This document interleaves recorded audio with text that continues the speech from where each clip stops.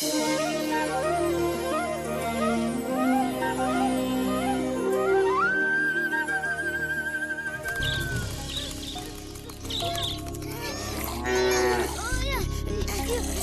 मेरा है। नहीं नहीं, तुम्हारा नहीं, मेरा है। मैं सोचता था तुम इससे अच्छा मल्लयुद्ध कर सकते हो श्रीधाम। मुझे पता नहीं था, मुझे एक बैल से लड़ना पड़ेगा। बैल तो पूजनीय पशु है श्रीधाम। क्या तुम मधु की भी पूजा करोगे?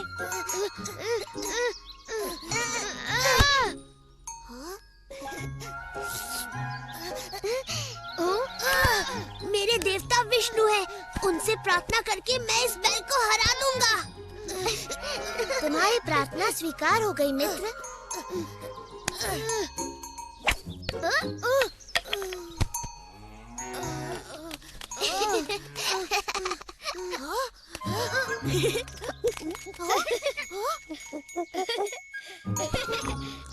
ये बिल्कुल गलत बात है कृष्णा। तुमने ये दधी लोग को क्यों दे दिया? मैंने नहीं, विष्णु ने दिया। कुसुम वन में इस वर्ष ढेर सारे पुष्प खिले हैं। हमारी टोकरियाँ पुष्पमालाओं से भर जाएंगी। हमें दूसरे रास्ते से जाना चाहिए। क्यों? बचाओ! कृष्णा हमें जैसे देख रहा है, मुझे तो डर लगता है। उसके मन में कुछ तो है। मैं सच कह रही हूँ। कृष्ण हमारा क्या करेगा? वो तो गायों का दूध निकाल रहा है और उससे डरकर मैं दूसरे रास्ते से नहीं जाने वाली।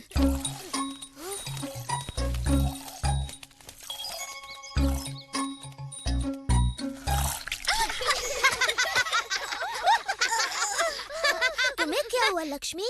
तुमने राधा पर दूध क्यों छिड़क दिया? इसने सोचा तुम्हें ताजा दूध पसंद है।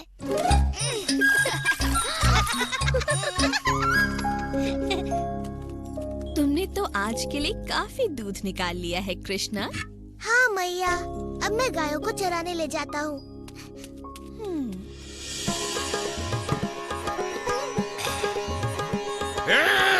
बंद करो ये हल्ला गुल्ला, मेरे सर में पीड़ा होने लगी है। तालवन से मेरे लिए अब तक सोमरस पहुंचा या नहीं? आ गया महाराज। बड़ी ही देर लगा दी। मुझे थोड़ा सोमरस पिलाओ और बताओ क्या समाचार हैं धेनुकासुर के। क्या उसने मेरे काल का वध कर दिया? क्षमा कीजिएगा महाराज, पर धेनुकासुर मारा गया। क्या मारा गया? जी महाराज, ठीक तरह से पता नहीं, किंतु समाचार है कि उसका संहार आपके कालदूत के ही हाथों हुआ है। आकाशवाणी सत्य थी। यदि मैंने उसे नहीं मारा तो वो मेरा काल बन जाएगा। बाकी सोमरस गाड़ी से उतरवाओ, हमें और सोमरस चाहिए। क्षमा कीजिएगा महाराज, किंतु इतना ही सोमरस मिला। धेनुकासुर के हत्यारे ने तालवन के बाकी सारे फल वृंदावन वासियों में बांट दिए। कोई तो होगा जो उस बालक को मार सके इससे पहले कि वो मेरा काल बने। मेरे पास एक उपाय है महाराज। अरिस्तासुर नामक एक बड़ा ही शक्तिशाली दैत्य है जो अपने सींगों से बड़े बड़े पर्वतों को जड़ से उखाड़ फेंकता है। हाँ, वो सच में बड़ा शक्तिशाली है। यदि मेरे काल का कोई काल बन सकता है तो वो है अरिस्तासुर। उसे तुरंत बुलाया जाए, शीघ्र। ये सारी पुष्पमालाएं इस वर्ष की सूर्य पूजा को और भी अधिक सुंदर बना देंगी। और मैं इस बार सूर्य पूजा के लिए सबसे सुंदर वस्त्र पहन कर आऊंगी। अब तुम दोनों बातें बनाना बंद करो, नहीं तो हमारा कार्य ही पूरा नहीं होगा।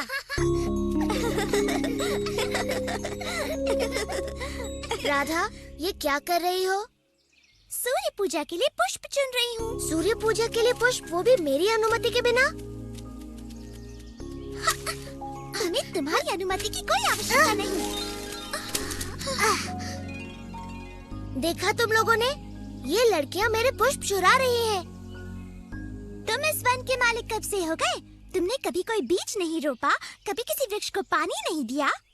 तुम कुसुम वन की शोभा बिगाड़ रहे हो, गायों और अपने बिगड़ैल साथियों के साथ।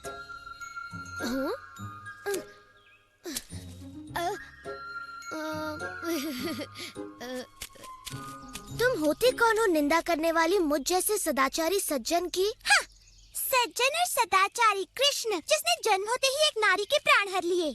पूतना एक दुष्ट राक्षसी थी जो कृष्णा को मारने आई थी। और बचपन में सबके घरों से माखन चुराकर अपनी मैया से कितनी सरलता से झूठ बोलता था। हाँ, बड़ा स्वादिष्ट होता था वो। और जब ये थोड़ा बड़ा हुआ तो स्नान करती बेचारी गोपियों के वस्त्र चुराने में भी इसे लज्जा नहीं आई। हंस लो निर्लज्जों। और कुछ दिन पूर्व ही कृष्ण ने एक बछड़े को भी मारा था। किंतु वत्ससुर एक राक्षस था। तो ऐसा सज्जन और सदाचारी है तुम्हारा मित्र कृष्ण। बोल लिया तुमने, अब मेरी बात। इनसे लड़कर और अधिक अपमानित होना पड़ेगा कृष्णा।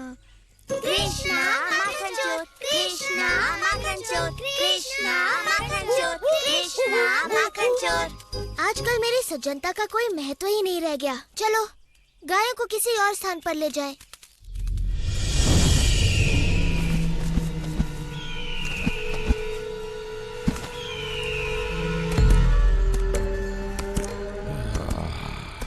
वृंदावन तो यहाँ छिपा बैठा है कंस का काल। अब नहीं बचेगा ये बालक।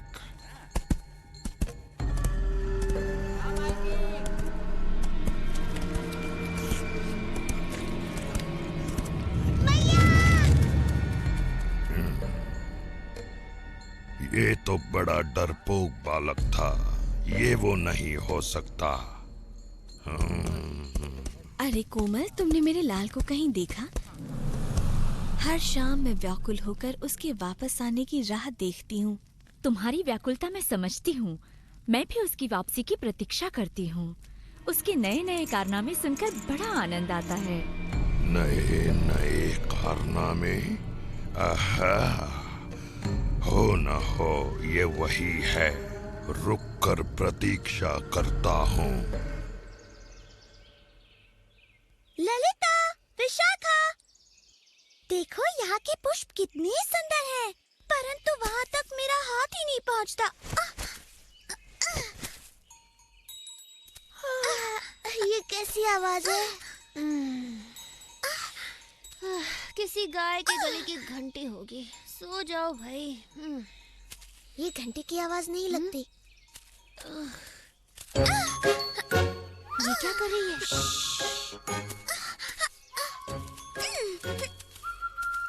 क्या करने का विचार है तुम्हारा? राधा से अपने अपमान का बदला। हमें और पुष्प चाहिए राधा। चिंता न करो, मैं कोशिश कर रही हूँ। ये डाल तो झुक गई। लगता है ईश्वर मुझ पर प्रसन्न है।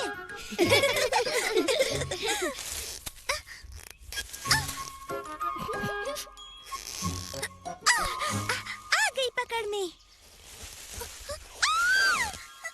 ललिता, विशाखा, बचाओ! आहा, पुष्प चोर फिर आ गई। हमें अपने पुष्पों का ध्यान रखना होगा मित्रों। चल हट। हाथ छोड़ दो राधा, हम तुम्हें पकड़ लेंगे।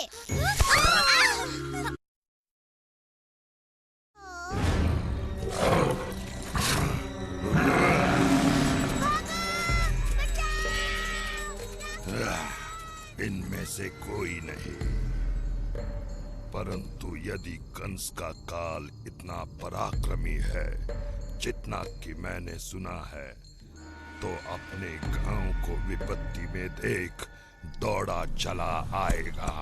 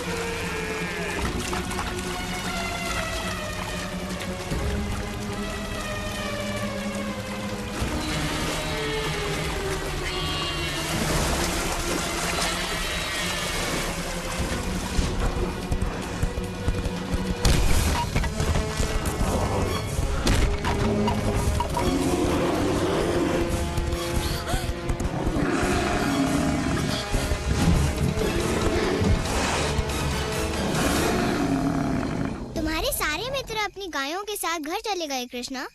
यदि तुम नहीं गए तो मैया यशोदा बड़ी चिंतित होंगी। मैं अपने पुष्पों की रक्षा करूंगा, चाहे पूरी रात खड़े रहना पड़े। ओह, तुम इतने हठी क्यों हो कृष्ण? हमें ये पुष्प मालाएं सूर्य पूजा के लिए चाहिए। ये सोचना मेरा काम नहीं। अब ये पुष्प केवल भगवान विष्णु के लिए है। ये किसकी आवाज थी? ऐसा लगा कि कोई राक्षस है।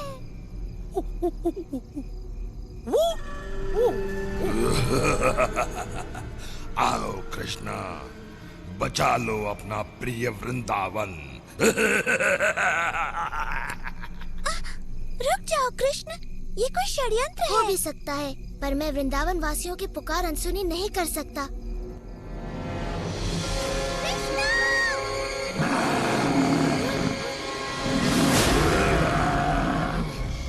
ये दुष्ट सांड अवश्य ही कोई राक्षस है।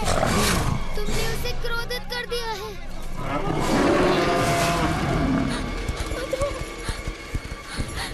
इन्हें क्षमा कर दो कृष्णा।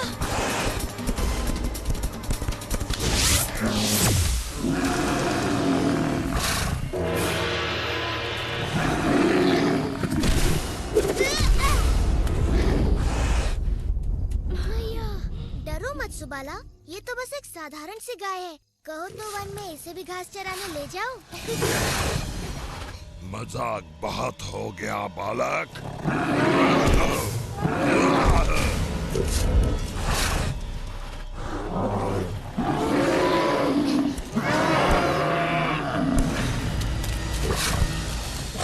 तुम कोई राक्षस नहीं हो, एक नीच और अधर्मी पशु हो। तुमने वृंदावन वासियों को क्यों भयभीत किया हुआ है? यदि मुझसे लड़ना चाहते हो तो एक राक्षस की तरह लड़ो, किसी कीड़े की तरह नहीं।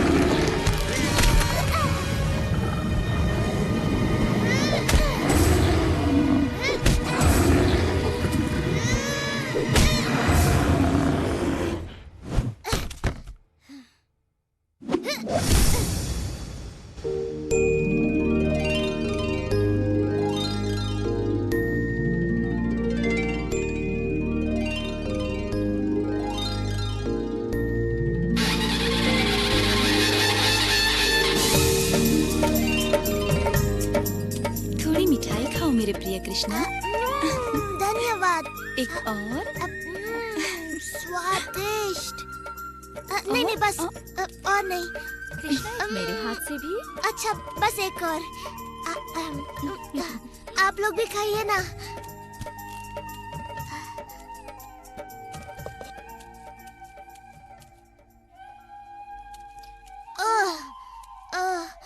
खा खा कर तो मेरे पेट की हांडी बन गई। अब थोड़ा विश्राम हो जाए। अब मुझे लड्डू चाहिए। वाह मेरे भाई, आज तो तुमने अपने कारनामों में एक और नया कारनामा जोड़ दिया। तुम्हारा मतलब है अपने पापों की सूची में एक और पाप? तो अब हमारे सदाचारी कृष्ण ने एक सांड को भी मार डाला है।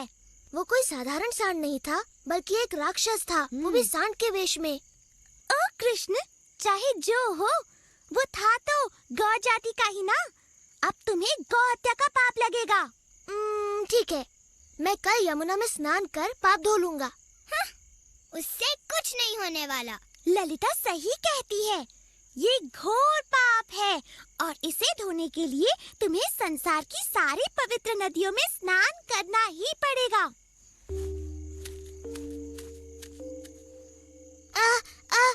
मुझे एक अच्छा उपाय सूझा है। पूरा संसार घूमने से अच्छा है मैं सभी पवित्र नदियों को यहाँ लाकर उनमें स्नान कर लूं। ओह कृष्ण, सपने देखना छोड़ो। सपने देखती जाओ।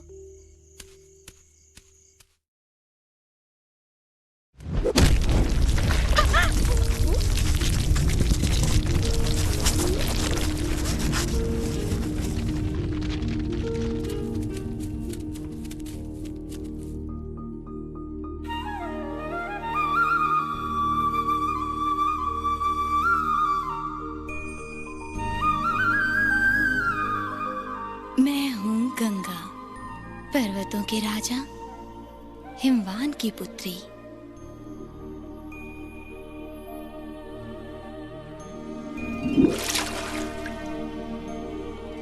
मैं हूँ कावेरी। मैंने ब्रह्मा के आशीर्वाद से नदी का स्वरूप धारण किया है।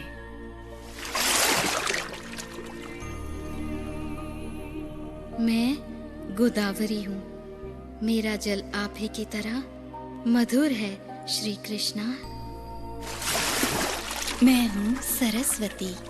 मेरा नाम सदा वेदों, संतों और भगवान विष्णु के साथ लिया जाता है। मैं नर्मदा हूँ। मेरा जन्म भगवान शिव के शरीर से हुआ है। और मैं हूँ आपकी प्रिय यमुना, सूर्य देव की पुत्री, यम की बहन। आपके स्पर्श मात्र से मैं पवित्र हो जाऊंगी। कृपया मेरे जल में प्रवेश करें। ये मेरा सौभाग्य होगा।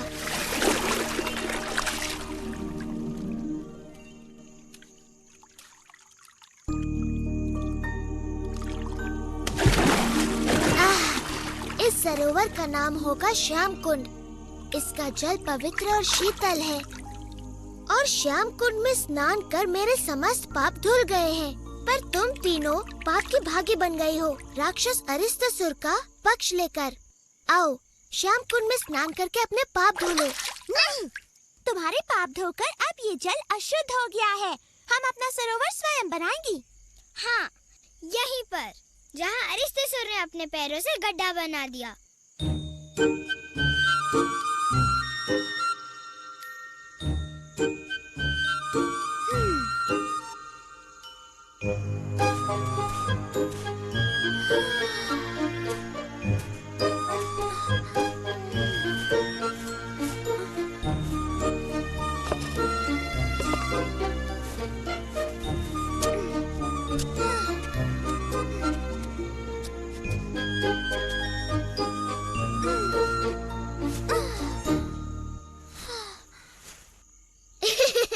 बड़ा सुंदर गड्ढा खोदा है तुमने राधा, पर इसमें जल तो दिख नहीं रहा।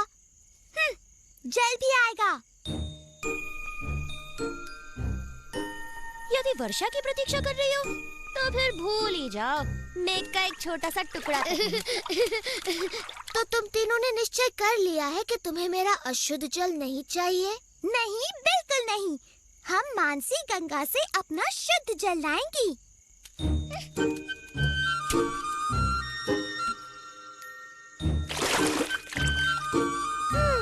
क्या मुझे इनकी सहायता करनी चाहिए बलराम? तुम्हारी सहायता के बिना ये कुछ नहीं कर पाएंगी भाई।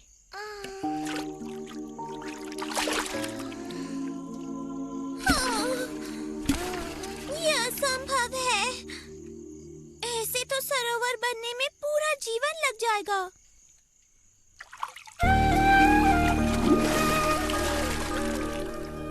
ओ राधा, तुम तो थक गई और निराश हो गई हो। हमें सेवा का अवसर प्रदान करो। हम तुम्हारा ये सरोवर अपने पवित्र जल से भर देंगे। जी धन्यवाद। हमारे पास और कोई रास्ता नहीं।